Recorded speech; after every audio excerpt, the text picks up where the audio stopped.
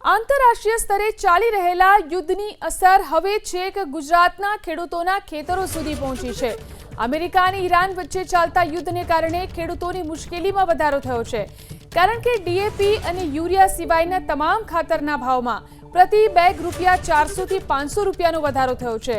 જો કે ડીએપી અને યુરિયાના ભાવમાં કોઈ વધારો થયો નથી।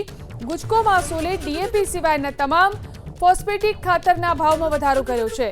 ન માત્ર ગુજકો માસોલ પરંતુ જીએસએફસી, ઇફકો, મહાધન, આરસીએફ, ચંબલ જેવી ખાતર બનાવતી કંપનીઓએ પણ ફોસ્ફેટિક ખાતરના ભાવમાં વધારો કર્યો છે।